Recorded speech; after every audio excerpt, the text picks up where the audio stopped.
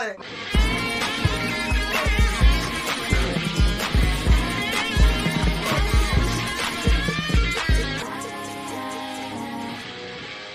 That was real good. That was money, first of all. Let's do another one. Okay.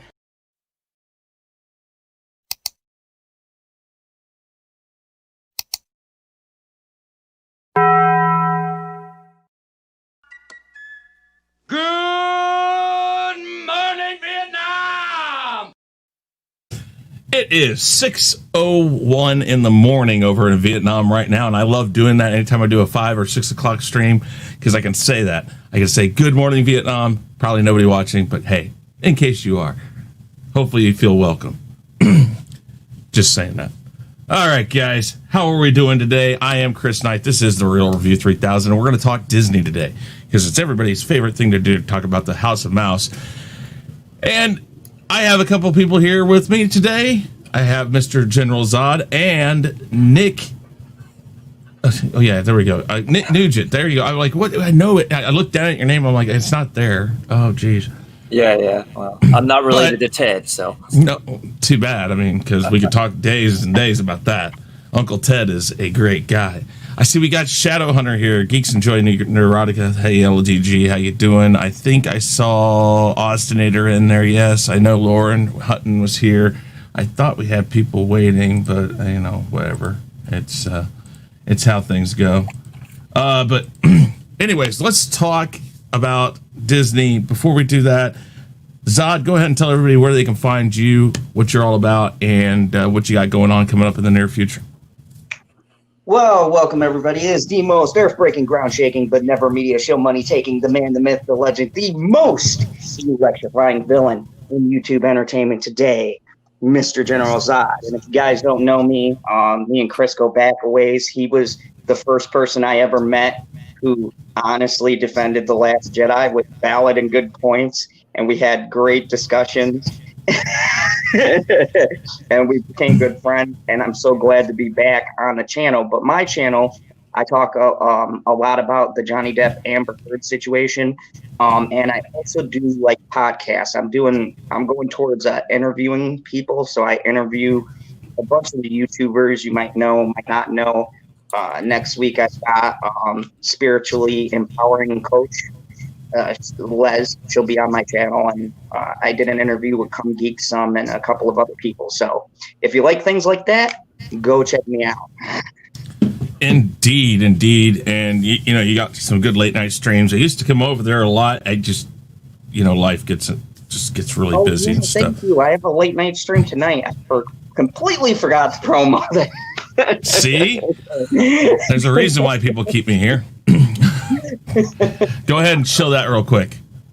Yeah, me and Pop Culture PB, we do late night talks. It'll be on tonight at about 10 or 11 o'clock. I still got to call up my co-host and ask him, but we take articles and we make fun of them, kind of like a Saturday Night Live Weekend Update.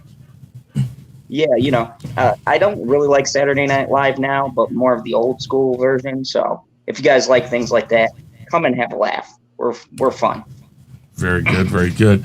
Up next, Mr. Nick Nugent. No relation to Ted, unfortunately, because, hey, that would be really freaking awesome, but we don't hold that against you. Go ahead and tell everybody about yourself, Nick. Explain what that KR Companion's all about right there. Sure. My name is Nick Nugent. I'm the author, designer of the Knight Rider Companion, which is a 680-page guidebook to the original series of Knight Rider with David Hasselhoff, William Daniels, the 82 Trans Am car, red scanner light. You guys know Knight Rider. I'm also the illustrator for Stephen Walton's Phantom Menace Volume series. I do the cover art. And I've been involved in the Knight Rider fandom for about over 12 years now. As far as my work goes, I'm a digital artist. I do all kinds of freelance artwork. I've done some things for Disney and some other clients. You can find me at KR Companion on Instagram and Facebook, and you can find my Knight Rider Companion fan page on Facebook. All right. And what do you think? I just read news that David Hasselhoff is selling his. From what I understand, it's one of the hero cars from the show that he got. It was not. No, it's a replica. Is it okay? I heard he was selling it. He's selling it for 145 or so thousands. Was a reserve or something? I don't know. It's some wishful thinking. Well, he said he would deliver it if he got 25% over the ask or over the reserve. And at last I checked, it was 450,000 is what they were getting for it. Really? Wow. Yes. So somebody's going to meet the Hoff. I don't know if that's worth anything these days. It's probably somebody in Germany because I know they worship him and the ground he walks on. Well, I believe the car is in the UK. It could be. I don't know. I like I said, I just saw the story and I was like, oh wow. And like I said, I didn't really touch base with it too much, but interesting stuff. All right, I see Pose here. I see JJ's here. Sith Lord 3827. Good to see you guys. I want to thank them for being members of the Real Review 3000. If you guys want to do that, down here, down on the bottom somewhere, there's a join button. Click that. There's a video that tells you all about it. We would greatly appreciate it if you thought about doing that. Also, our other two members are Jesse Ritchie and Lady Tariel. We want to thank them too. All right, guys. So lots of things during the whole COVID-19 situation, which we're currently going through still, has happened in Hollywood in general, but quite a bit to Disney, probably for certain reasons, such as they finalized the acquisition of 20th Century Fox roughly, I think it was like a month or two before this all really took off. Yep. And, they had that. They had a lot of projects in place. We know that the whole Marvel on Disney Plus stuff was supposed to come out before this. There's been movies held up, all of this stuff, Mulan, Black Widow. It literally, like, everything just came to a screeching halt. And what is that doing to Disney? I know, Nick, you're under the impression that they're under a financial crisis right now. I don't know where Zod stands, but let's talk about that first. Finances. While you guys are talking about it, I'll bring up the article that I saw last year. But Nick, go ahead and start on this and just lead us where you want to go. All right, give me a second here. So, as you know, the pandemic has cost Disney a great deal of money, and their primary source of income seems to come from tourism and the entertainment box office, both of which are heavily impacted by the pandemic. Namely, Disneyland being shut down in California is killing them. I would argue that Disneyland is probably the most recognized piece of nostalgia on the planet, and Disney banks their entire business model banks on nostalgia and the Disney difference, as they call it. And the reason why I think they're in financial trouble is because, number one, like I said, a lot of their revenue comes from tourism, and with the pandemic causing complications with travel and booking hotels and that sort of thing. If Walt Disney World was not open right now, things would probably be a lot more dismal for them. My question is, let's look at what they've acquired so far. They paid $71 billion for 20th Century Fox. They bought Pixar for $7.4 billion, which has done well for them. They bought Marvel for $4 billion, which has done really well for them. I'm sorry, go ahead. No, keep going. Go. And they paid, looks like $19 billion for ESPN. That was years ago. Yes. Yeah. So some of these investments have paid off really well. Some of them not so much. Their most profitable one, I believe, is the Marvel films, because they paid $4 billion and they've made an estimated $30 billion back off of their purchase. Disney, Star Wars, on the other hand, Star Wars they paid $4 billion for. They've made an estimated $9 billion back over time. But you have to take out of that the marketing costs, the poor performances of, say, Solo, the reshoot costs, the loss in merchandising, and the mixed reaction to Galaxy's Edge, both in Disneyland and Florida prior to the pandemic. Looks like we lost somebody. Oh, he'll be back. Okay. I know this is a lot of numbers to throw at people, but what I'm trying to get at here is that they have a lot of debt that they've accrued. And Disney has always banked on tourism to bail them out. And they don't really have that luxury now. With Disneyland closed, Disneyland Paris is also closed, and Hong Kong Disneyland is closed. So currently, Shanghai Disneyland, Tokyo Disneyland, Tokyo Disney Sea, and Walt Disney World are the four theme parks they have open that they're making money off of. Mm-hmm. Now, if we look at another side of things in the theatrical market, especially in California, all of the movie theaters are closed here. You mentioned that they have Black Widow that they're sitting on and these other TV series and things. One of the game changers that came along in the streaming market is HBO Max. And I believe that HBO Max is what prompted the Investor Day presentation, where they revealed 50 projects, 30 of which are feature films, 20 of which are television series. Mm-hmm. So my question, I guess my observations, and I'm not an economic expert here, I'm just going off of common sense and deductive reasoning. They have 50-something projects they need to fund in the next few years. They're taking heavy hits on tourism, everything from the theme parks to the hotels to the Disney Cruise Line being shut down as well. Where are they going to get the money for all this? If they're not going to get it at the box office because they refuse to release movies in theaters, where are they going to recuperate all of these losses that they're taking? Now, the other thing I want to add to this discussion is, well, where else are they taking losses? Well, they're spending billions of dollars on upgrading their theme parks. They just built Avengers Campus at Disney's California Adventure, which they can't open. Mm-hmm. As we discussed in PM, Chris, about them stopping work on the Tron Light Cycle run coaster in Walt Disney World. They aren't doing anything with the Drawn to Life Circus Soleil. That's apparently been tabled. Cirque du Soleil right now is tabled, period. Until, because it's an enclosed structure and all that. Well, enclosed, close quarters for everybody who's on it. Yeah. There's a whole story behind that because I have some inside knowledge of that because of MGM and their full-time involvement with that. But we can kind of get into that here later. I'm sorry. Go ahead. Well, the point I'm making here, because I don't want to come across too verbose, is they're still building things. They're still spending money. And they're also making severe cuts on things.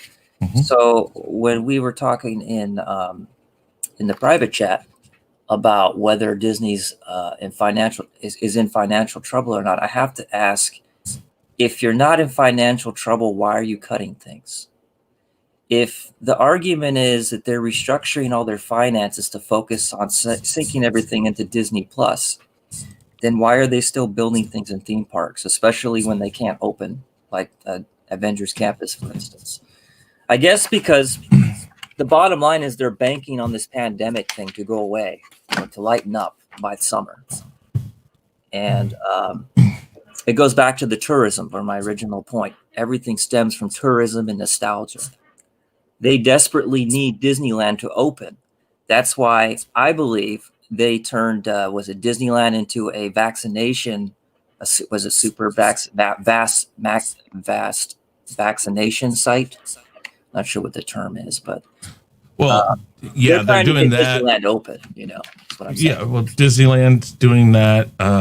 Dodger Stadium out there is doing it. There's lots of places. If, Universal follows suit too. Yeah, and honest to God, right now, that is the smartest thing they could be doing out there because it's large area. I mean, when I saw Dodger Stadium open up as a testing site, I said that makes sense. Yeah, and of all the states actually that I've seen, You guys seem to have the best plan in place for the testing and vaccination currently, because you have these massive areas that you can do that. Again, sorry to. No, it's an open discussion. I'm not like, I don't want to come across like I'm on a soapbox and cutting everything off, you know? Okay. So here's the thing. First off, when things do hit the fan like they had, the first thing you do is, what can we stop that we don't have to do right now? And you look at construction projects, staffing. You look at your movie projects. Even before, when they acquired 20th Century Fox, the first thing they did is they went through every in production movie, television, anything they had going on that they were buying, and said, bring it here before they even went through the deal, before the deal was even done. And they basically said, we're going to green light this. It's going to go forward. This is scrap. This is scrap. And they cut back a lot of that stuff right there. So the cost of buying it becomes less because you don't have to inherit all of what they were doing. So they cut fat there. Companies' finances are never solid. They're fluid. They're constantly fluid, and they decide, as things go along, what do we do? Do we put more into it? When you bring up tourism, you're absolutely right. But you're talking about Paris, or Euro Disney, whatever they want to call it now. Euro Disney, while it is now considered successful, it wasn't for years. In fact, the reason why I've said some of the things we said in the private chat when I talked to you was Disneyland Paris nearly bankrupted Disney. Yep. All of Disney. And they stood by it.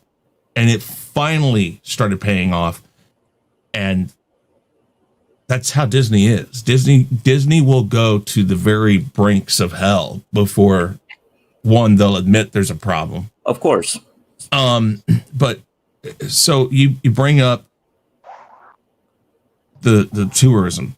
Disney World has 19 hotels, 9 vacation club hotels, 4 main theme parks, meaning Magic Kingdom, Animal Kingdom, Hollywood, and Epcot.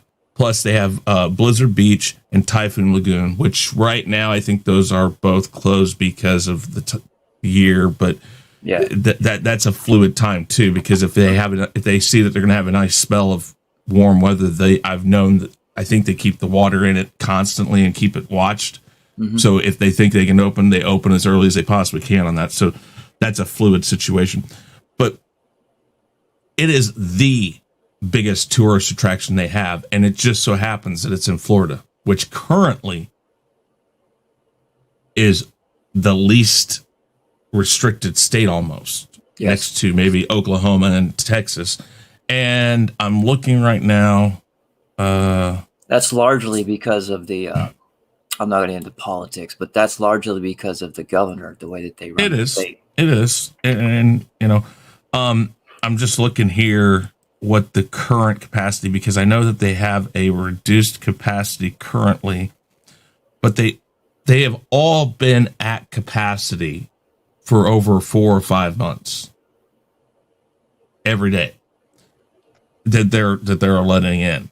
Sure. And so their biggest group of that, where most of that tourism money is still bringing in money, maybe not as much, but there's still those people.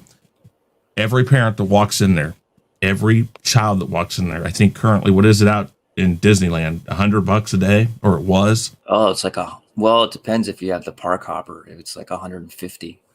Yeah. So 150. They were still doing that unless you were a Florida resident, I believe. Asked JJ. Because JJ here's down in Florida.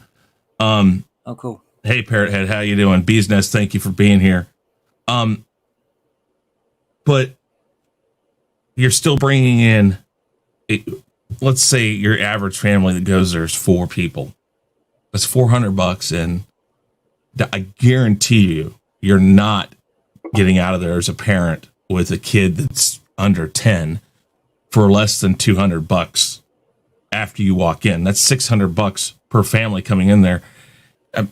They're not losing money on that place because, again, they trim the fat where they could, which is your workers. They cut back on your, they cut back on the in costume workers first off. Yes, the cast members. Yeah, and basically what you'll do is you'll find the ones that are like the perfect fit. I mean, because again, Disney does things different than everybody else. You know, you go to a normal theme park. They call it the Disney difference. Yeah, I mean, you go to a theme park, you might see somebody dressed up. They're going to be okay, whatever they're acting like they are.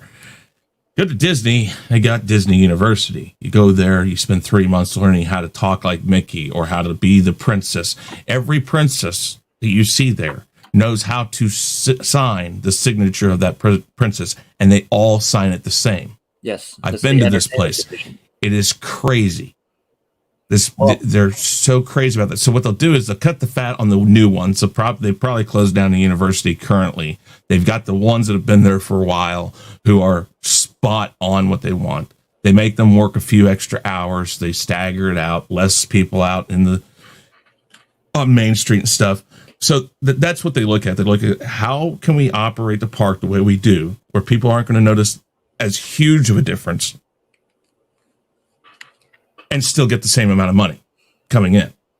So I don't think they're really losing a ton there. I'll address Star Wars next. Star Wars technically made its money back about 5 years ago. Yes, but I think it's also lost a lot of those potential profits. I think it's gone back and forth. I would say that if anything, it is ultimately it still has made money. Hey, son of a red shirt, how you doing? Well, like you said, it's fluid. So yes, it has made money, but in other ways, it has lost money. I'm looking for the actual. The Rise of Skywalker, for instance, was a colossal disappointment. Oh yeah, it was, but it still made over $1 billion. I can speak from that from being in the box office. I worked in the theater, and so I know a little bit more numbers than most of the general public is allowed to know. Sure. And as much as people want to hate on the movie, or maybe they liked it or they don't like it, the fact is that movie made over its budget. It was a success, and a lot of people don't like to hear that. But I'm just telling you guys from the numbers I saw. They not only made that back, but when you think about people are going to buy it, because when you look at that movie, most people were so jaded from Last Jedi that movie and some of the stuff that JJ was able to very cleverly maneuver into there, because I'll give the devil his due. It did go a long way for even normal people. There were a lot of normal people who didn't like Last Jedi. That just had a basic knowledge of Star Wars. So when are you trying to say I'm not normal? No, you know what it's I mean. Okay, because you know I'm not, but that's besides the point. I just want to go ahead. Sorry. So when you look at that, Rise of Skywalker, whether it was a letdown or not, it crushed the box office until other stuff came off, and then it did its normal numbers that big blockbusters do and tapered off. But it was still very strong. For months, it was a strong seller. So I don't think that with Rise of Skywalker, that would probably be out of all three of them. I'd say Force Awakens and Rise of Skywalker were the only steady ones, because Last Jedi had a huge drop off about in the middle of its run after everyone started like reviewing it and everything, and that there was the big split in the fandom. But I kind of wanted to address the Disney thing, because you both make interesting points. But I can talk more on the entertainment side, because if you guys have gone to my channel, I've done numbers and things like that. Sure. I've had Odin's movie blog on, and he's talked to me about numbers and how they work. If you take into account their entertainment department, as much as I hate to admit it, Disney has been crushing it. Particularly with Marvel, but every single thing they put out, even their shitty remakes, have been destroying, absolutely crushing the box office. The Lion King did $1.3 billion, and its DVD sales are ridiculous. I've talked to movie normies that have come out that absolutely love it. And then you have people who've never seen the classic 1990s one. So they don't even have a baseline for it. So only us people who come from that generation of good Walt Disney products remember the originals, or people who like animation and follow it. They'll only know the originals. But these new kids, man, they just see bright, shiny stuff and they go nuts. I'd say the only one that was a real letdown would be Mulan. That was the one where they were smart not to release that, because I think that would have been killed in the box office. But pretty much everything else that Disney has put out, for some strange and very unknown reason, their marketing department's working some voodoo over there, because everything in the entertainment, even with the exception of Solo, everything they promote and put out just crushes it. So if you take that, and also too, remember, a lot of people, and my dad talked to me about this because he's a sports guy, ESPN does good bit of business, and remember, they closed that earlier. So ESPN was making them money and has been expanding and growing and has contracts with the UFC. I wanted to bring that up here. Go ahead, Nick. Oh, I was going to say, yeah, ESPN brought in money until they went woke. Yeah, but the UFC thing is what keeps them. Yeah. Okay. So there's a couple things with ESPN, and this is not necessarily by design, but it actually has helped them out because of the money that it brings in. Monday Night Football may be a crap thing now because they don't have commentators or whatnot. People still watch it. Sure. And they typically have good matchups on there. Typically. The other thing is they cut so much fat out of that because they started going to streaming, and they started going to finding the bits you wanted, much like what NFL Network has done. They replay. So CNN, all these other things, they went to the CNN, the NFL Network, MLB, that replay several clips from the day. They used to do 24/7, literally. You'd see different anchors in there. They'd switch off, they'd hand off, they'd have their special shows, they'd do all that. They've cut so much of that back that they did that before this hit, that they started banking money more off of it. I mean, they cut the big name people off, and the second tier people they had, they were able to say, these are our big guys now. So they were able to, they've been able to restructure that way. You bring up Disney Plus and HBO Max. I'm telling you right now, whether or not the investors meeting was about HBO Max or not, a few things you got to think about this. We talked about the 50 projects, the Disney Plus projects, the Star Wars projects, all that stuff they mentioned. And you said there's no way they're going to be able to do all these. They're not. And I totally agreed with you. This is how you do things with investors. You bring the investors in and you say, look at what we're doing. And they'll come up and they'll be like, oh, well, that one that you mentioned, I don't know. That just doesn't seem good. Cut it. That's what they're saying in the back room. They're like, cut that one. Go ahead. Explain something. I used to work for Disneyland back in 2007 as a main gate ticket taker. So I did the training to learn all the Disney stuff, the 4 keys and the service model and all that jazz. And when you work for Disneyland, the first thing that you learn is that there's 2 experiences. There's on stage and backstage. Oh, backstage is where all the employees are, and the lounges and the breaks and all that kind of stuff. On stage is where you do a performance. So when you work for Disney, they don't call you an employee, they call you a cast member, because you literally are given a costume to put on and you're doing a performance. And when you're a main gate ticket taker, you're basically the most important person to Disneyland, because you are the first person who sets the experience for the guests for the rest of the day. So if a guest getting into Disneyland has a bad experience with you, it can ruin their whole day. The first person they see is the parking attendant. The second person they see is the tram operator. You're the third person they see. And then once they get in the park, there's the characters and the entertainment division and all that kind of stuff. So when it comes to the investor day, to me, it's basically what Disney does. They do a smoke and mirrors presentation saying, oh, we've got all these great ideas and we're going to do this and we're going to do that.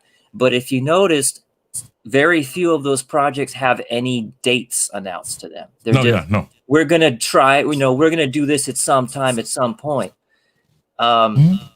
But that's what they do. They don't focus on negativity. It's always about Disney magic and, well, we don't know how we're going to do it, but we're going to do it. So the Investors Day thing was basically Disney's wish list. Yeah. It's basically saying, yeah, we want to do these things, That's all companies. And here's the thing. You do that because your investors, the people putting money into your company, they tell you what to stick with and what not to. So if they don't get, like, for instance, I guarantee you right now, when they showed Obi-Wan, or when they talked about Obi-Wan, people went nuts about it because they heard Hayden Christensen's going to come back. That every one of these investors wants to see that. Then they talk about the Acolyte. Well, the Acolyte sounds interesting. I guarantee you that didn't get as good of a response. Disney, that's how they do. And I always make the reference to Disney's like the Iron Curtain back in the day. Bob Iger, whoever wants to be talking, Kathleen Kennedy, Kevin Feige, whoever, they're sitting right here in front of you, and there's this curtain right here. Everything out here is, look, this is beautiful. This is great. Look at that. Look at that. Behind that curtain, it could be fire, brimstone, just pure, absolute chaos. You will never see that. They will never talk about it. And that is the beauty of Disney, is that, and that's the thing. You could be right. I could be right. We will never know until there's something that happens. But there's never going to be enough that happens. Oh, I'm sorry, but no, go ahead. Just to that point, you never know exactly, and coming from the movie end, we never really know how well in actuality a movie does, do we? Because there's so many factors. Like, you can get a solid baseline for what you think a show or a movie is doing, but the reality is the general public never actually sees the numbers. And with streaming, it's damn near impossible to calculate what's actually doing well. Even if they're pushing something, really forward, it's still hard because the companies never release those numbers. And to even get into the aggregate for like a Netflix, you'd be lost for days trying to figure out how they determine those numbers, So my only thing is, I hate this argument because I like Warner Bros. For one reason. If you guys don't notice the name General Zod, I'm a DC fan. So that's my only reason. And here's the thing that no one talks about and why I don't jump on the HBO Max hype train. First off, I don't like the politics of HBO. I never have. I like very few shows like Sopranos, 6 Feet Under, Sex and the City, that era. I like that. And I like that was pretty good. But the rest of their lineup is trash. Their catalog, their new catalog especially, is garbage. These shows that they've come out with, like Euphoria and all this nonsense, it's all trash. So if you take that out, and then HBO is no different with movies, Cinemax, Showtime, they all are competing with movies, so you can take that out of there. So what do they have? They have DC. And I've been following DC a lot now because of the whole thing with Amber Heard and Depp.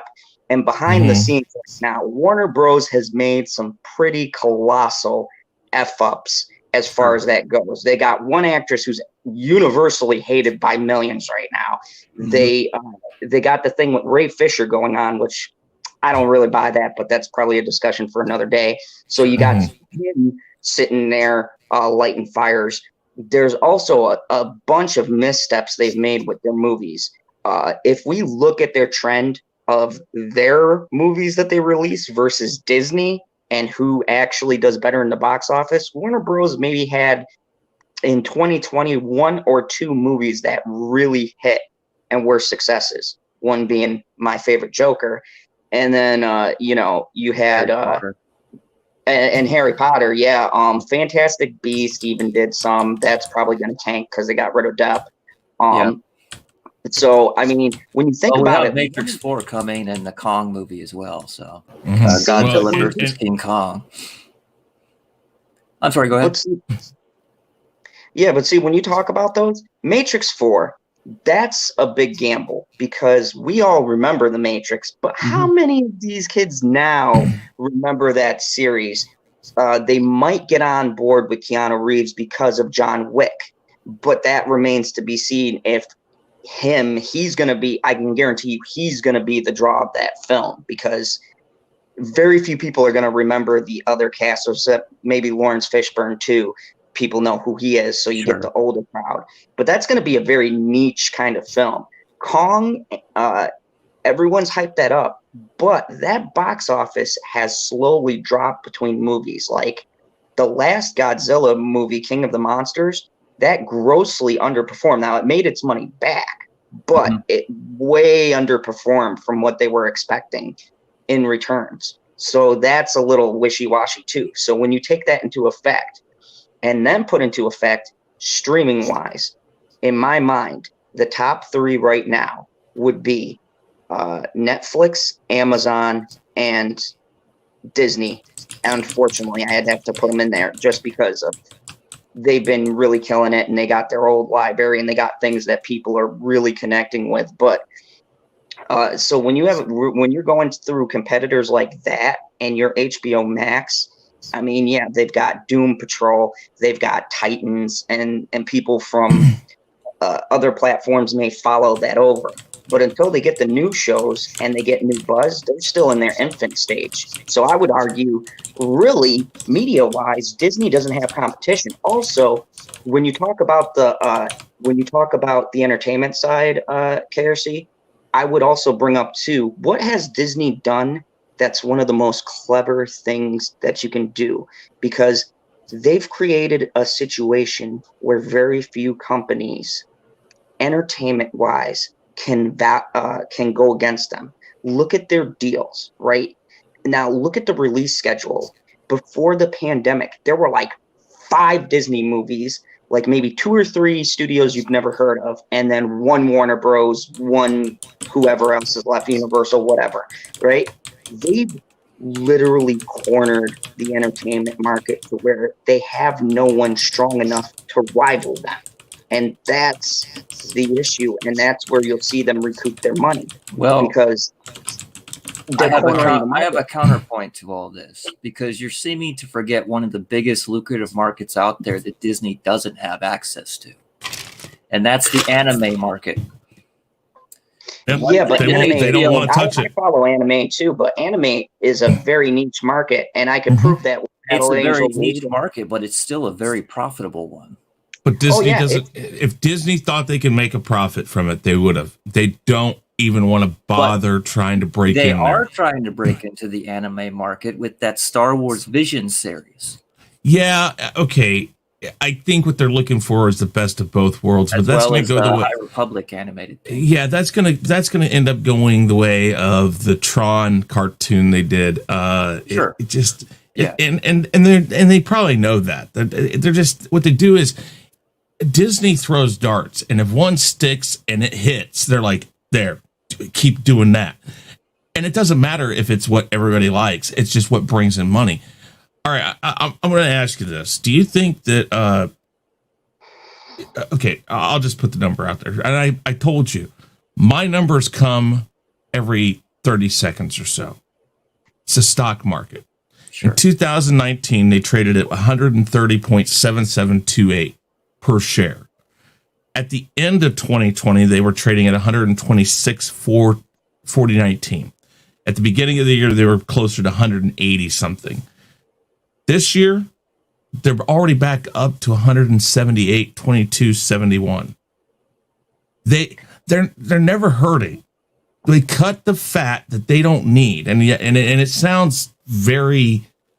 It doesn't sound like Disney, because Disney, when it first did start, Walt Disney, when he came up with Disney, he was a farm boy. He wanted people to feel like it was a family. But as time went on, when he was out, when he died, and then Roy died, and then it went to Eisner, these people turned Disney into a corporation, and that is all it is now. Sure. They may invest millions of dollars into making you exactly what you need to be, because you're absolutely right, man. It is nothing but a show out there. Mm-hmm. When you talk to somebody, they've been trained exactly what to say and how to say it, and to not cut. Well, think about it. The one time that we got that behind the scenes down in the tunnels, the picture of Goofy and Mickey cussing and all that. Those people got cut. That video, you may be able to find it still today, but it's hard because they've gone and they've paid money to get rid of it. They've talked to the people who had it, said, take it down. Here's something, get it out. Disney will cut people because it doesn't, they're a company. They don't care. You aren't important to them. Of course. You're only money to them. And if they need to spend money to make that money, that's fine. But right now, they're cutting everything out that doesn't exist, that doesn't need to be there. When you're building something, if it means stopping on a dime and not putting another penny into it until stuff comes back, you can do that. It makes sense financially. The other thing, and I don't know if Zod's forgetting this, I don't know if you're forgetting this. You bring up HBO Max and DC and all this stuff, folks. DC is in Warner Brothers is getting paid by HBO to put their stuff on there. They don't own their own streaming service. That has to be negotiated every so often. Disney Plus, if it is a Disney property, they don't have to talk to anybody. They put it up there.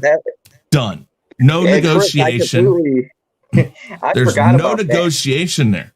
Every penny that comes in from that, especially when you're talking about the Lady and the Tramp remake, which God, I could only make it through 5 minutes of that song, that movie. That is one of my favorite all-time my cartoons. girlfriend's laughing right now. That movie was so terrible. We put it on for 5 seconds. I was like, I can't. Yeah, exactly.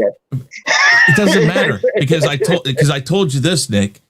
Kids. Yep. When you have that kid, and I don't know if you have kids, Zod and I have kids. Nope. When they won't, they'll scream, they'll holler, they'll cry, they'll dig at your arms, they'll break stuff, they'll scratch walls, they'll stay up till 3 a.m.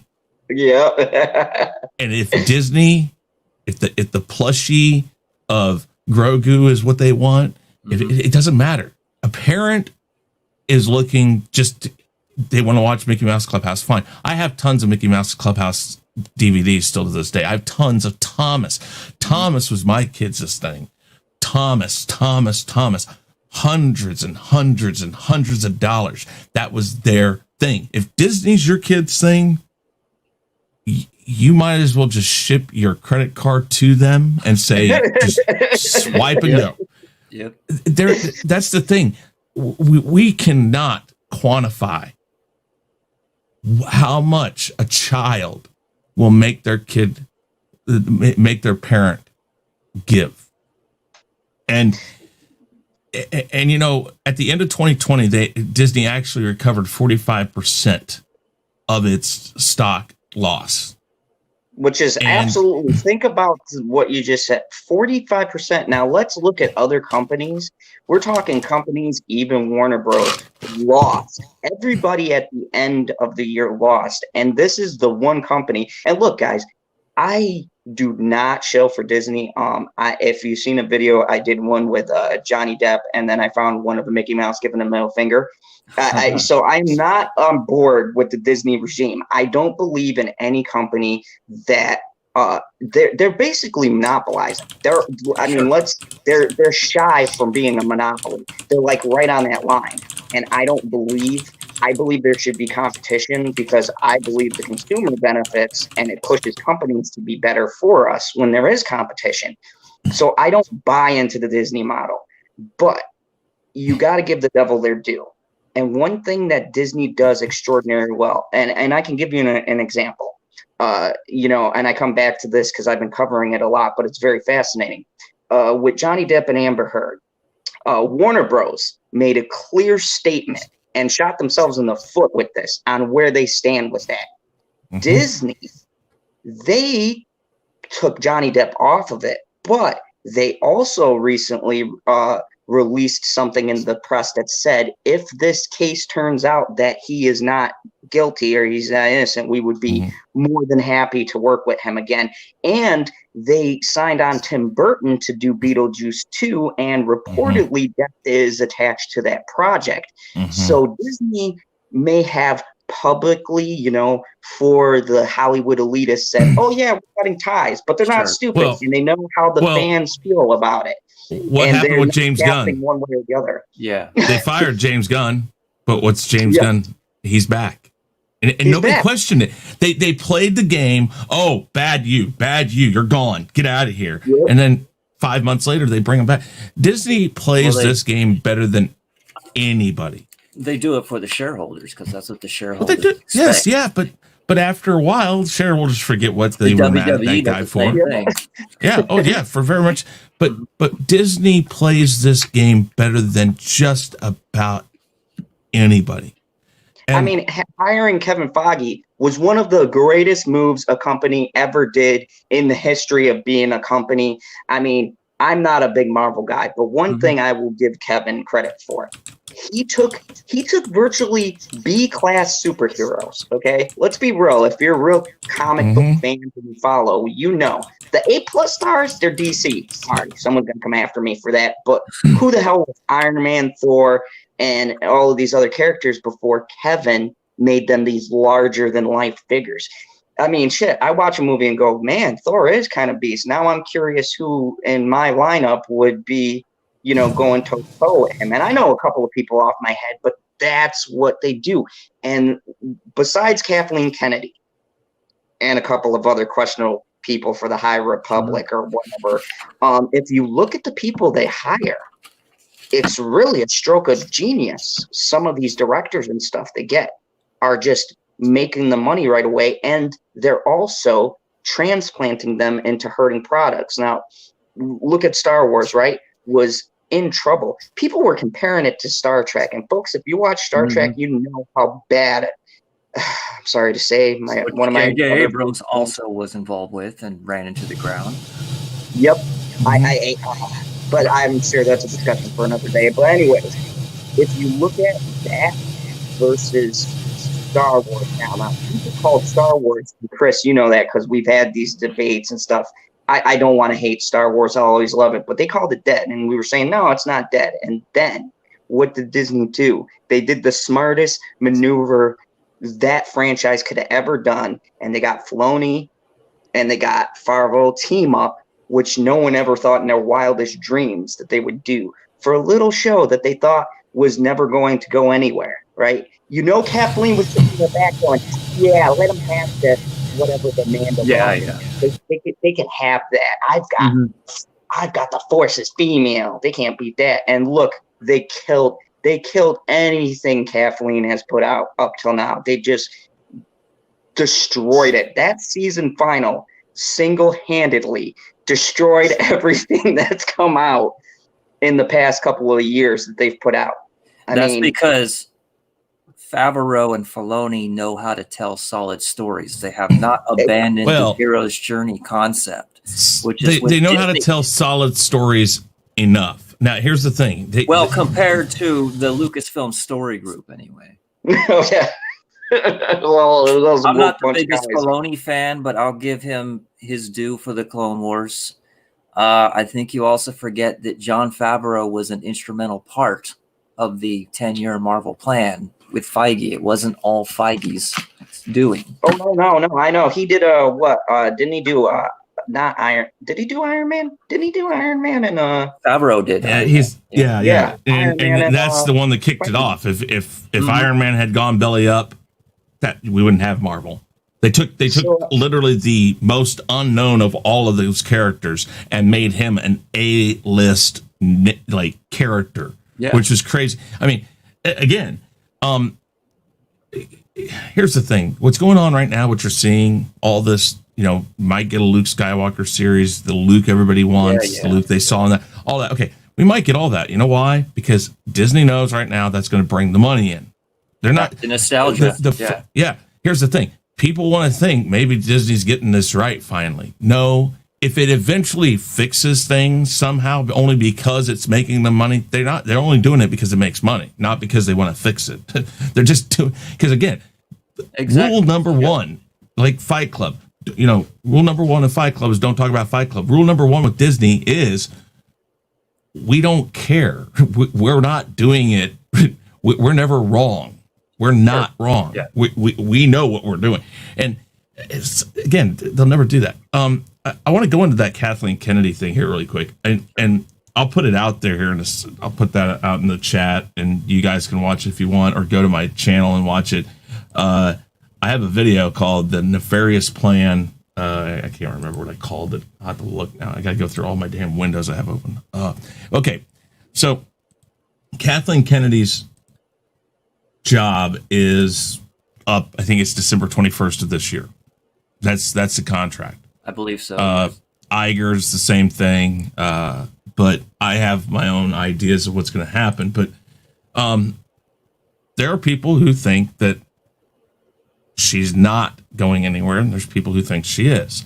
I always look at Disney and everything else I talk about. I do not look at it from the standpoint of, do I think that what they're doing for the fans is good or bad? I look at it at what is it that it's doing for Disney, because Disney doesn't care about the fans unless they're just, if everything were to go belly up and nobody was to be buying anything, then it's a problem. But Disney only cares when it benefits their pocketbook. Exactly, and that's what I'm saying. Yeah. So is Kathleen Kennedy safe, or is she gone? She's gone. I think she's safe. I'm going to say she's safe. And I'll tell you why. And you know what, KRC, I wish I could be with you and be so excited. But why I say she's safe, because even if you look from a financial point and you take her actual true losses, she only ever lost on one thing, and that was Solo. If you look from the beginning, every one of those movies, whether we like them or hate them, even the prequel or the sequel trilogy, they all made money. And what does Disney look at? They're not going to look at her one or few losses, and they damn sure don't care about what you think about her. They made money, yes, but they could have made so much more money if they had a plan, if they had a solid story. For instance, let me just you said The Rise of Skywalker made money, and it did. Now think about this for a minute. Put this in perspective. Over 10 years, Marvel built its storyline to the big Thanos climax, right? With Endgame. And what happened? Endgame made, what was it, $2.1 billion or something like that? Crazy amount of money. Mm-hmm. Star Wars, The Rise of Skywalker, should have been Star Wars' Endgame. And in that respect, it fell flat. It fell incredibly flat because it made less money than The Force Awakens. It should have made as much or more of The Force, or as much as The Force Awakens, because that's a hard number to beat. But what happened? They didn't have a plan. They didn't care. They focused on characters that, in my opinion, no one's going to care about 10, 20 years from now. They don't have endurance. They don't have longevity because they don't have three-dimensional depth that resonates with people. So in that respect, a lot of this like woke culture, virtue signaling stuff is a product of our time. It's already dated. What's it going to look like 5 years from now? What's it going to look like 10 years from now? You know what I'm saying? Disney literally built their brand off of the hero's journey formula, off of Joseph Campbell's writings, off of Christopher Vogler's, he was his apprentice, his concepts. So once they decided to move away from the fundamental structure of strong storytelling, things fell like a house of cards. Yes, they're making money. But think about how much money they could have made had they done things differently, had they done things better. I mean, look at the state of Star Wars. If it wasn't for Filoni and Favreau getting involved with The Mandalorian, Star Wars would be dead. No one would care right now. I mean, okay, excuse me, let me say it. Most people wouldn't care. There's people who like the sequel trilogy and stuff, which is fine. So if Kathleen Kennedy's doing such a great job and you're saying that she only lost money on Solo, I would disagree, because she's already divided the company. She's already pissed off multiple directors by replacing them on their projects. She disrespected Colin Trevorrow, who wanted to do something completely different with Episode 9. She has a horrible reputation. In my opinion, she doesn't understand anything about storytelling itself, because every time you listen to one of her lectures, it's always about how great Star Wars is and how great the stories are. And she'll bring up like Luke and Vader, but she never gets into any specifics, as if it's like she hasn't even seen the movies. She's I want a virtue signal. I want to replace everybody with women. I want more minorities, blah, blah, blah. That's her goal. Her biggest passion project was Forces of Destiny. Do you remember that? Mm-hmm. I don't. Where'd it go? You know what I'm saying? It's not. Okay. So, all right. Oh, go ahead. Sorry. Go. So when you ask me, well, okay, look, sources, take it with a crate of salt, as usual, like with the usual rumors of, because a source is subjective. You can't independently verify whether it's true or not. You just have to, at some point, go on faith. My sources have told me she's gone. My sources told me that the reason Star Wars Celebration was moved to 2022 is so they can announce a new leadership and a new direction for the brand. Whether or not that happens, I guess we'll have to see. You say that she's secure in her position right now. Yes, she is, because of the COVID thing, because everything's moved to the streaming network.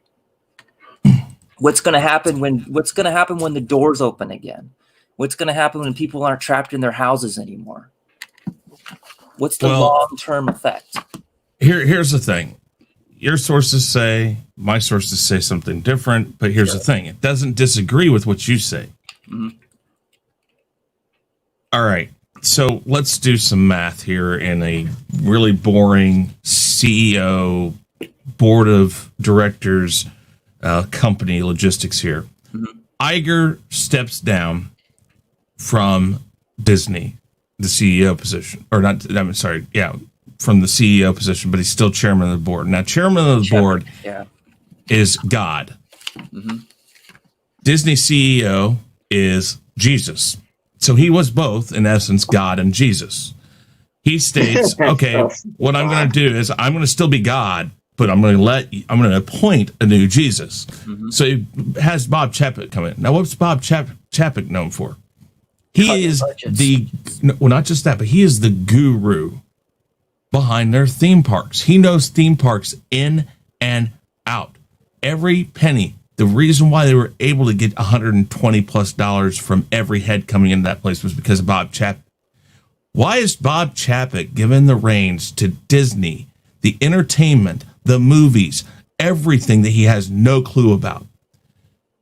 Right as this is hitting. Now, here's the thing. I was on a trip in February, right about the time he was announced, and I was already hearing about COVID-19. Yep. I come to find out now that, according to people I've talked to in Disney, that they knew about it possibly in November. Now, whether or not they thought it was going to be what it is, I don't know. But I believe if you follow this like a chessboard, Chapek was put as a pawn. Yes. Let's put you in there, and when things hit the floor, Iger can come in and say, well, he's still in charge of Disney, but I'm going to watch over him and teach what he's doing. Yeah. My whole thought process here is this is a move to put Kathleen Kennedy in charge of Disney. And that will be the last thing that Iger does this December. And yes, she'll be out of Lucasfilm. I believe in the same move. He will probably put Filoni or Favreau or the two in charge of Lucasfilm. Mm-hmm. Feige's going to stay with Marvel. Yep. And he will appoint Kathleen Kennedy as the umbrella leader of all of it. And the reason why I say this is the first words out of everybody's mouth when he stepped down as Disney CEO is, oh, he's gone. I'm like, no, he's not. He's still God. And he's not gone, because if they were worried, and again, I go back to finances, if they were worried about finances, he would be gone. If they thought it was something that he did or things that he did led to it, he would be gone. Same thing with Kathleen Kennedy. Kathleen Kennedy has done nothing but bank money. Again, they don't care what the talk is. If it's still bringing in money, they don't care. And she's brought enough in, and whether or not the Mandalorian is her baby or not, it's still, she's going to get the credit. She's going to get the credit. Well, of course, she's put her credit on everything that's successful, though, going all the way back. But that's my point. She'll act like it's all her, but people know for sure it's not her. Yeah. But she is the queen bitch who Iger will put in charge. Her and Iger have a great business relationship, and if you read about it, he believes that she has a vision. And it is very much in line with Disney, the Disney vision. Little girls who are powerful, little girls who can be queens and princesses. This is Disney's propaganda, and it's been that for years. And to put a woman in charge of that, oh my God, what a great idea. We did it with Lucasfilm. What if we do it with Disney? I honestly, and there have been lots of people I've talked to within that company that do believe that for two reasons that's going to happen. One, it does get her away from Lucasfilm. If you give her the reins of Disney, she can't just focus on Lucasfilm anymore. It gives a chance for somebody like Filoni or Favreau or the two of them to work together to repair and make more money off of Star Wars. Well, she can just ruin everything else. Like what? You're going to give her the fantasy stuff. You're putting her in charge. Are you telling me that what Disney's put out, The Lady and the Tramp, The Lion King, Mulan, that's not crap already? It's right down her alley. And it's again, crap that makes money, unfortunately, except for Mulan. Because and Disney, but it gets her away from the things that are more centric to things that aren't her. I don't know, because she's a PR nightmare. I don't think the face of the company would want the emotion, the baggage that comes with her. I think they'll do it. I don't know if it's gonna last, but I do think that that's where we're going. And I tell people I don't want that. I don't want Kathleen Kennedy in charge of it. But if it got her out long enough for, like I said, I think that some sort of combination for Lucasfilm of Filoni and Favreau, whether or not it's Filoni is a secondary guy that really works hands-on with everything, and Favreau is an idea guy that sends the ideas down the thing, but like Favreau's in charge, Filoni's underneath him. I think that would work, and I think fundamentally speaking, of all the places you could put her, which, like I said, she makes money for that company. And again,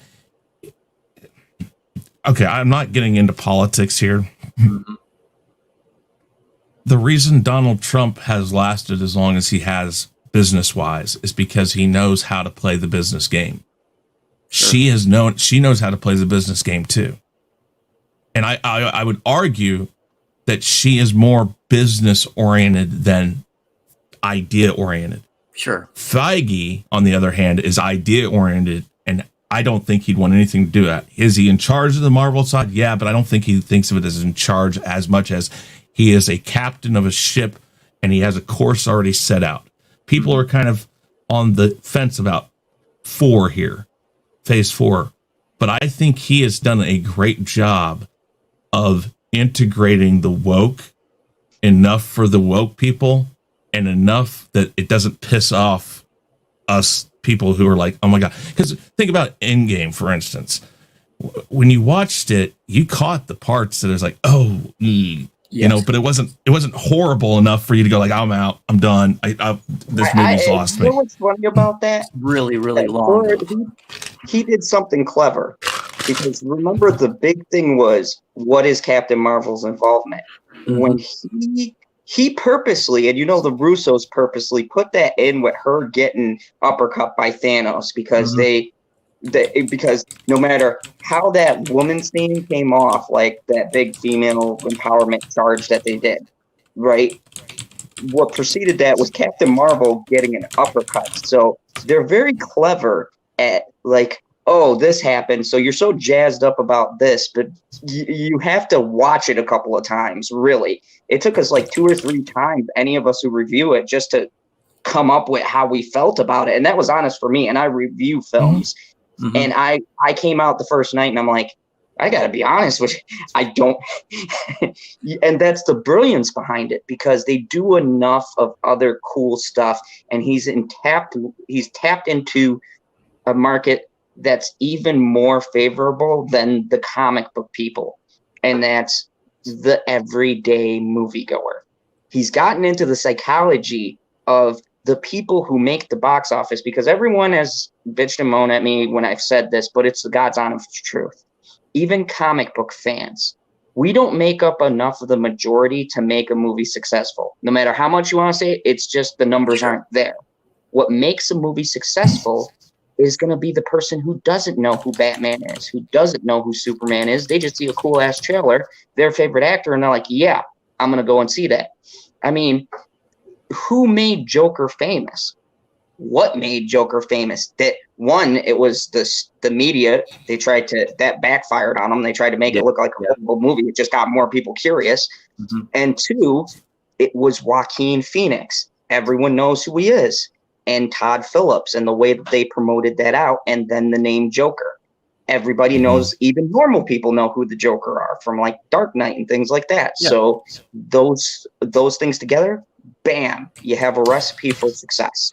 And only as well if the script is solid enough to bring people back. Because see, a successful movie isn't a movie you see once. A successful movie has rewatch value. Yeah, you're bringing in story a lot. And here's the thing. I'm gonna go back to what Disney cares about, numbers. You brought up numbers. In 2018, I'll tell you what Lucasfilm was worth. The whole time that they've had it, 2012 when they bought it for $4 billion, which is what you value it at when they buy it. It was $4 billion. In 2018, that's 2 years ago, 3 years ago, whatever you want to say now, and I can't find that number today. What do you think it's worth? What do you think it was worth in 2018 after 6 years of her being in charge? I don't know. I have a 9 hazard guess on that. I'd have to $25 million or billion. I'm sorry, 25 billion. Well, let me go double check my numbers here because I have to go. It's 25 billion. From a collection of what? Because I would dispute that number quite a bit. Well, hold on. Let me get to my number here. This is Investopedia, so they work off of investment. It's worth $25 billion in 2018. Let's say even if it lost $5 billion, $20 billion today, whatever. But in 2018, she had made 6.25 times the original investment. You give me, I don't care. And I don't mean this in a bad way, people. You give me the devil himself. If he makes my company 6.25% over, as long as I can keep him in a some sort of costume that doesn't make him look like the devil, I don't care. My value of that company that I put $4 billion into has gone up 6 times its value since I've had it. Lucasfilm had nothing for what, 12 years? 10 years? And they have, whether or not they've watered down the market, whether or not they have made shit stories, they have profited so much off of that. And you're going to tell me they're going to just fire her? Why? You don't keep people in your business because they're good people. You keep them there because they make you money. And she's made the money. They'll do what they always do. I'm willing to bet you what'll happen is this is what they're going to do because they know the public doesn't like her. I'm willing to bet, going to KRC's point, that instead of putting her out front to give them the illusion that she's stepping back, if they keep her, they're going to put who out front now to take the lightning strikes and things like that. They'll probably put Dave and John out there because now they're successful. So I think that's what they'll do with the Lucasfilm. Yeah. I think that they're going to put her up. Scale her to the background, like she'll be in charge. We'll never know it. But how many people like those two would Iger? be in front. People don't like Iger. People say that God. Iger tricked. People say Iger tricked George Lucas. I'm going to tell you again. I've told everybody this. They did not trick George Lucas. George Lucas was done. He probably was. Here's probably what happened, and I know I don't know this for sure, but I'm figuring it happened over lunch. Lucas is sitting there going like, how can I get a bigger audience into this? And perhaps he's shopping around who wants to do this next set. Perhaps at the time, because we know it was in the works for quite a while, he knew 20th Century Fox might be going to Disney. He reaches out to Disney, said, hey, would you guys like to come in and financially back this and maybe help me make the next trilogy? I want to make another trilogy. And then one day over lunch, he's talking to Iger. They're trying to iron out details and stuff. And Lucas is saying, listen, I just want to get this done. I have other projects I'm really wanting to do. The museum he's working on now is one of them. He sat there and he says, I honest to God, I promised people I would finish the Skywalker saga. I got to finish this. I'm looking to get this done, and I need to have people help me out. I need another studio to back me or to help me find the right directors, whatever. And everything he's saying, Iger's reading into this guy's tired of this. He's ready to be done. So Iger just says, well, okay, George, how about this? I mean, like, would you ever think about selling it? And everybody who's in Hollywood that has a property like Star Wars is probably going to think, well, I guess if the number was right. He says, well, how much would you do it for? And Lucas is probably, I don't know. And then he says, well, how about $4 billion? And Lucas is like, what? Okay, fine.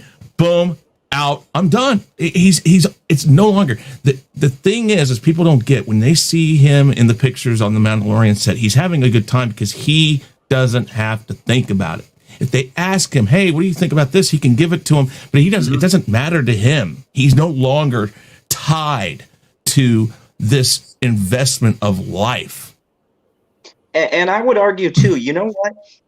This pisses me off because I've had this debate with EU fans and stuff like this. I go, you all bitch about Kathleen Kennedy and what she's done. But do you guys remember the prequel wars we had? Jesus Christ, we didn't have the internet back then. You guys lambasted, you harassed, you called George this and that. And if you say you didn't, I know you're lying to me. You're lying to me because I was there for those wars, okay?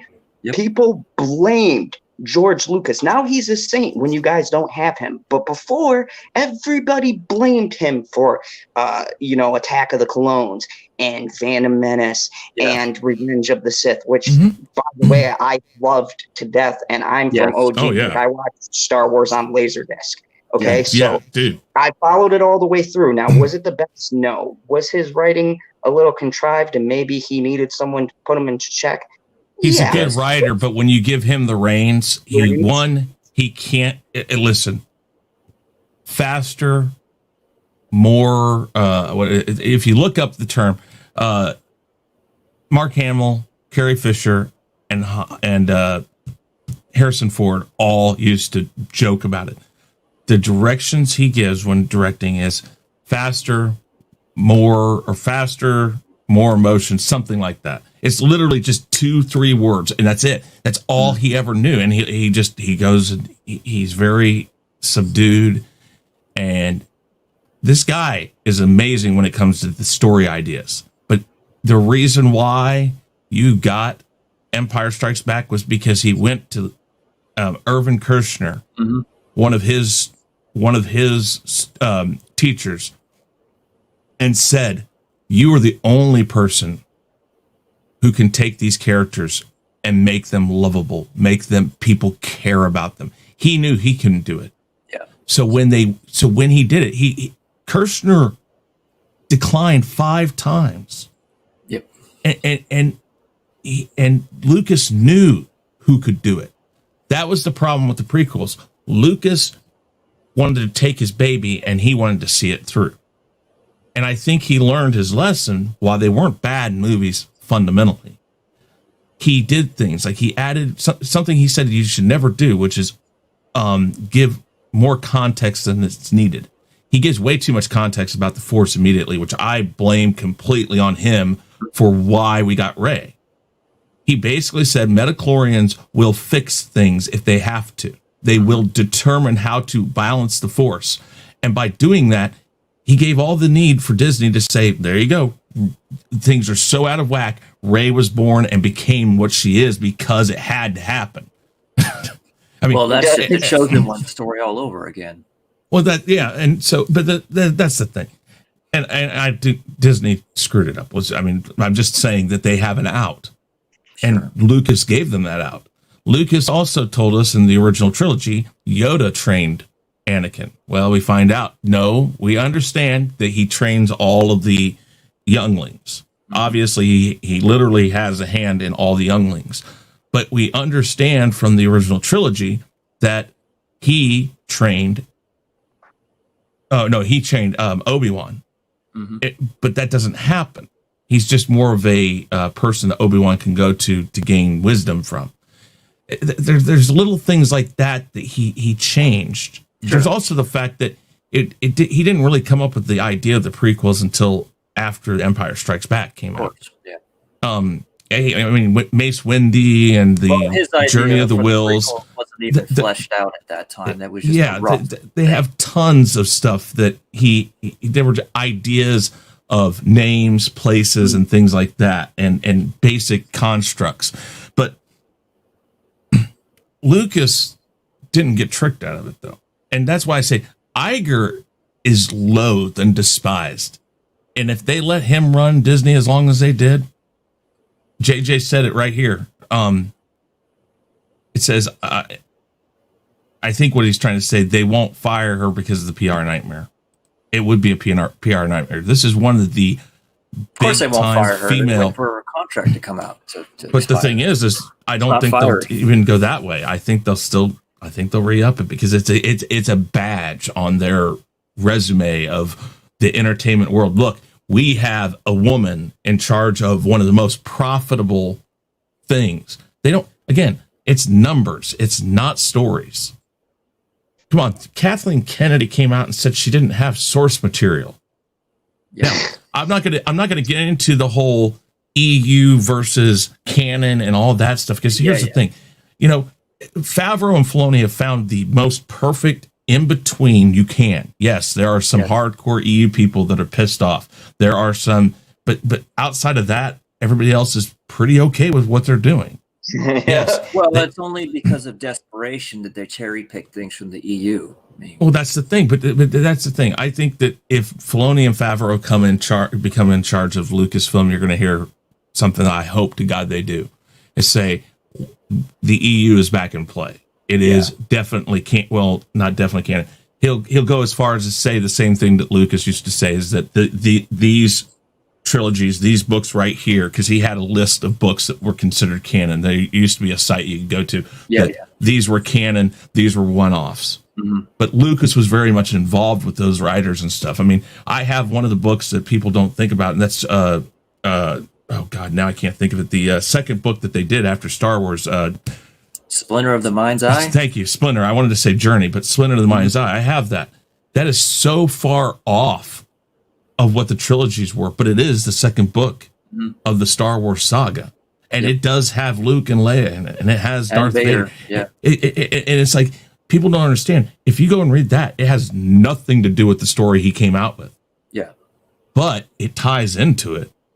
And so this idea that you can't bring the EU back is ridiculous. You can. And you just need somebody like Filoni or Favreau, probably Filoni, to say it's back. If Filoni and Favreau become in charge of Lucasfilm, George will not be directing anything. He will not be writing anything, but he will be there. He will be on the speed dial. I bet you he's on speed dial now. And absolutely. I kind of wonder with these announcements of the ones we know we're getting, if it wasn't him that maybe called Kathleen Kennedy and says, listen, if you don't step aside and let these guys do what they do, and if you don't step aside and start following what you told me you were going to do, I will make sure people know. Because while he's been critical of things they've done, he has not flat out come out and called her out for it. Sure. Because I guess maybe he still feels there's some camaraderie there, there's attachment there. That was his right hand lady, whatever. Well, I don't know if the rumors about the Lucas cut of the Rise of Skywalker are true. It's He's not got to true. be done with her. So It's not true. He's not. I don't think he's ever going to be hands-on again. I think he goes to the Mandalorian set. He's been very hands-on with the Mandalorian. I think he's gone to the set because it's buddy with Favreau and Filoni, and he has a good time. He can go there and he can relax because, again, he doesn't have to worry about it anymore. Him sitting on set having a good time, he is contributing to the story. He's giving him ideas, but I don't think he's writing treatments or anything for him. Credited as a partial writer on that series. I'd have to look that. I know before last season he wasn't, but that doesn't mean he isn't this year.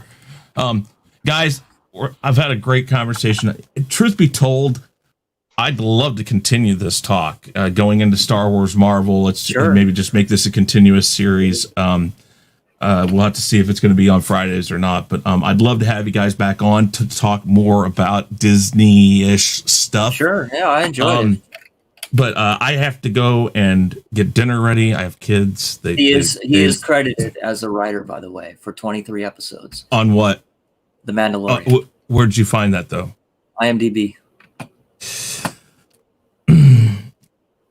It could be true. I know people. I know people who are on IMDb personally who even point out that they aren't even credited properly on tons of stuff. Well, I get that, but I would argue that there's plenty of Lucas influence in. Oh, absolutely. No, I will not go outside of that. No, I'm not saying he isn't. I just don't think he's. I don't think he's so hands-on that he feels like he's committed to it. That's where I'm at. I don't think he's committed to it, but I do think that he likes the direction that Favreau and Filoni have gone in. That's what he's committed to. He's committed to Favreau because Favreau was his guy. Sure. That's why he left Favreau there. I don't think he thought Favreau was technically Favreau's show. Well, I mean Filoni though. I mean, Filoni's his guy. Like the underling. Yeah. Yeah. But yeah, Favreau knows how to make it work. Filoni is more a part of the lore.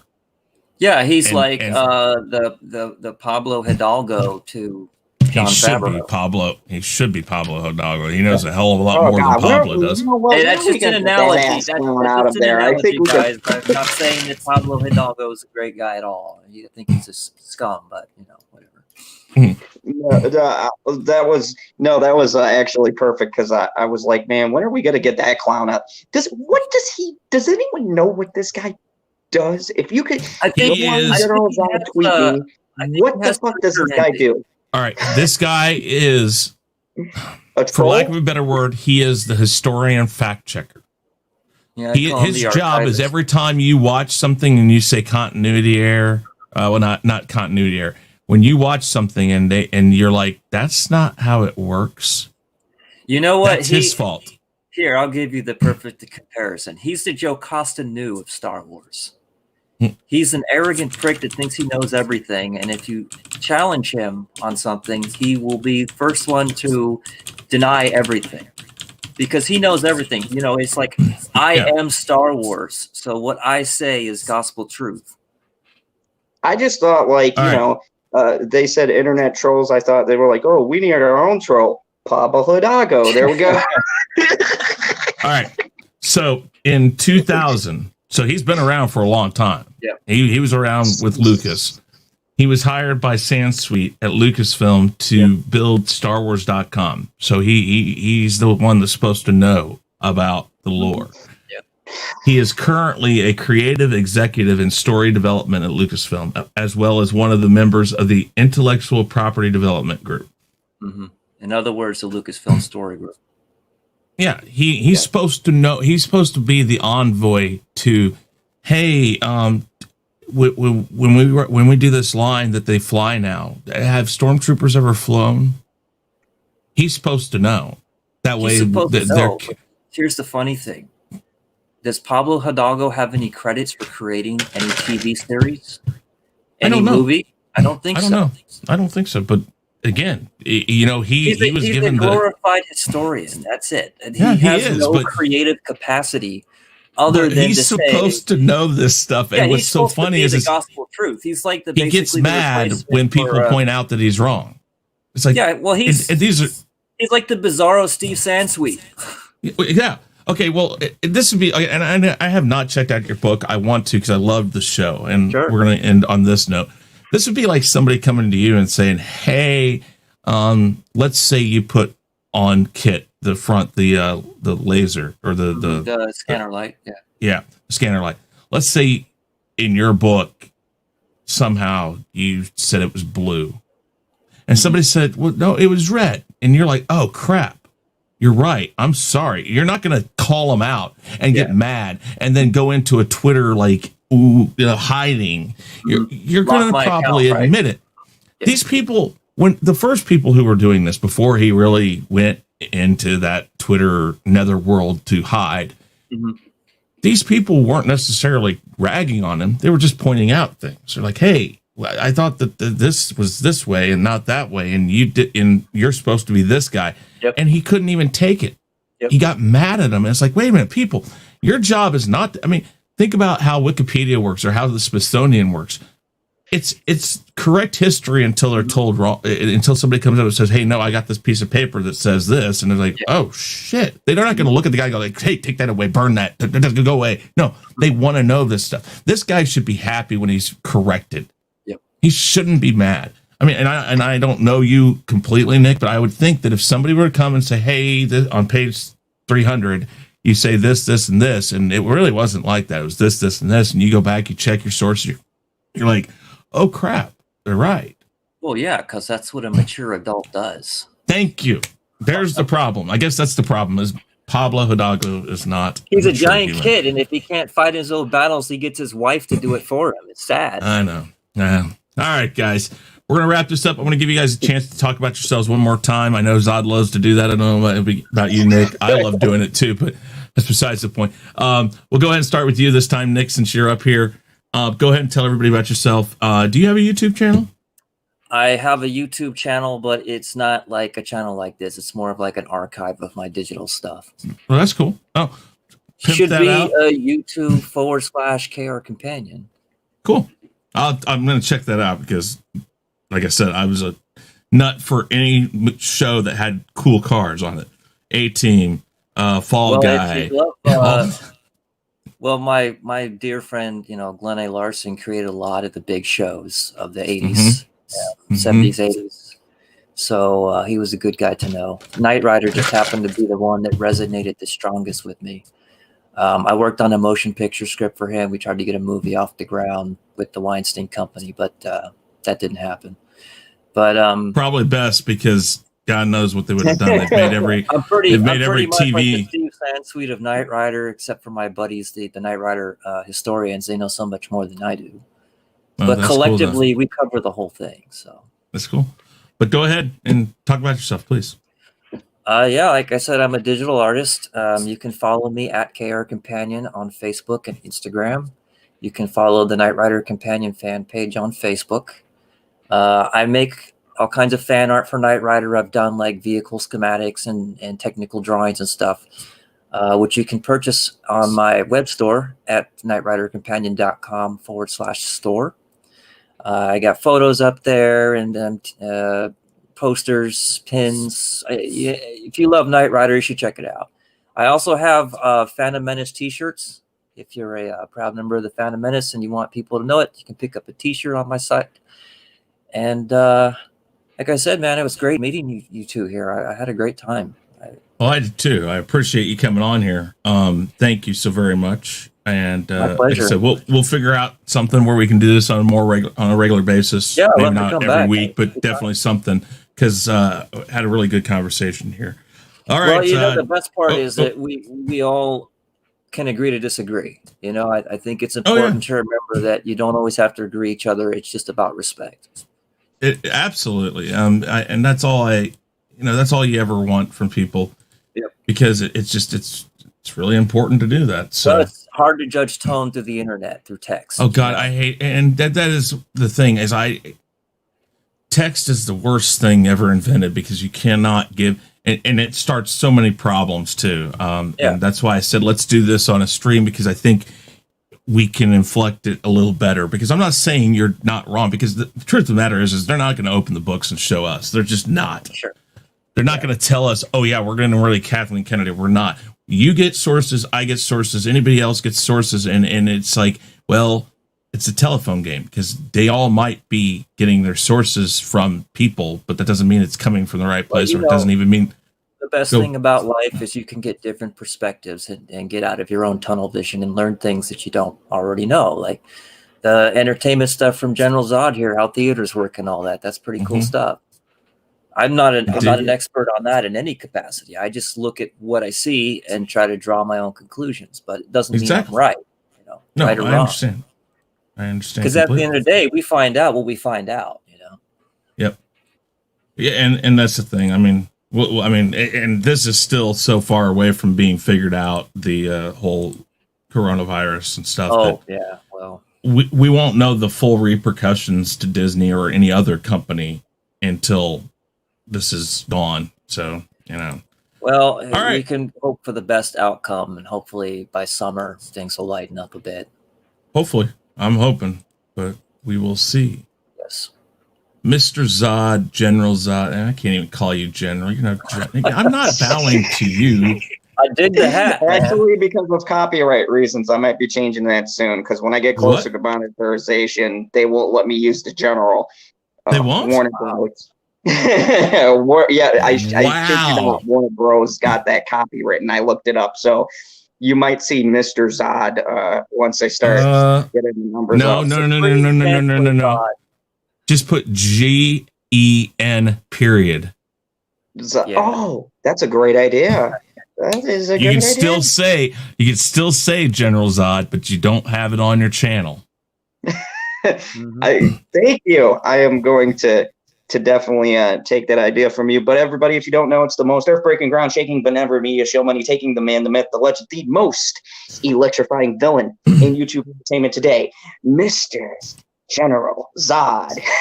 I like how that sounds. You guys can follow me tonight. I got a late night talks. I'm doing a lot of stuff. I've been covering a lot of Johnny Depp and Amber Heard because it goes in line with my channel and the direction I went in, which is dealing with victims of domestic violence, things like that, stuff with the WWE and the shady stuff that they've done. So I've really gone towards that angle. I do reviews with my girlfriend, Bitchy Unicorn. You can catch those. They're hilarious. We actually reviewed Disney's High School Musical, the series, the holiday special. Yes, I kid you not. That's the full name. I saw that. Oh God, my God. Dude, I don't know about you. I drank half a bottle of Jack Daniels to get through that. That's it?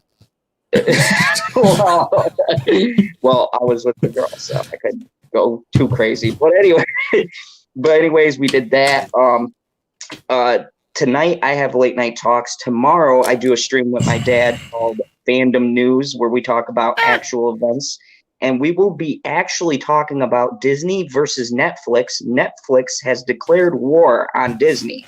And I'm going to give you the statement behind that. But they are going after Disney pretty hard. And they are challenging Disney Plus in a stream wars with some things that they've positioned. So they had a bitter breakup, if you guys don't know, with their Marvel property. And they've been very angry ever since. So they have a legitimate rivalry, and I would actually like to see Netflix win this because Disney needs to be taken down a couple of pegs. I can't stand their Plus versus.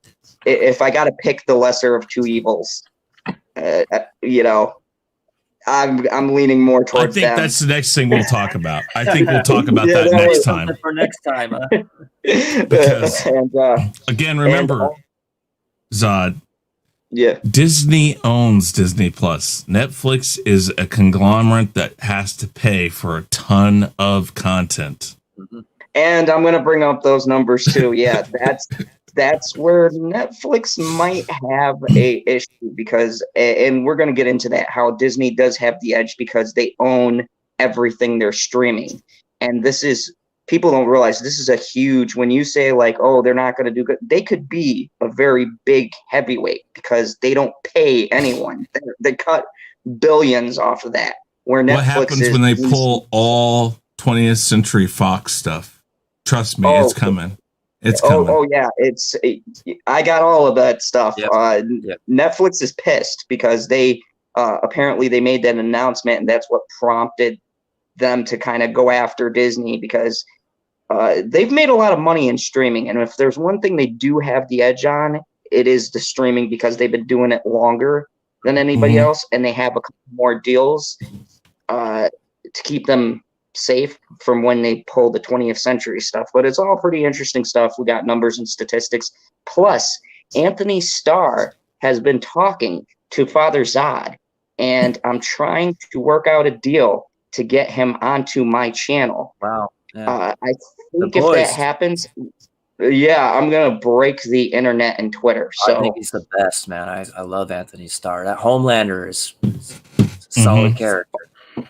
Oh yeah, I'd argue one of the best anti-heroes we've seen in years. Oh yeah, so definitely. Oh, I'm looking forward to that. And Monday, I've got Spiritually Empowered Coachment coming onto my channel. Les, she's got a huge YouTube channel, and we're going to talk about how she got started, why she does the stuff on her channel and things like that. It's called Phantom Talks. So if you guys like all that kind of podcast interview stuff and hilarity, come over to my channel. Check me out. It's General Zod's Fandom Zone.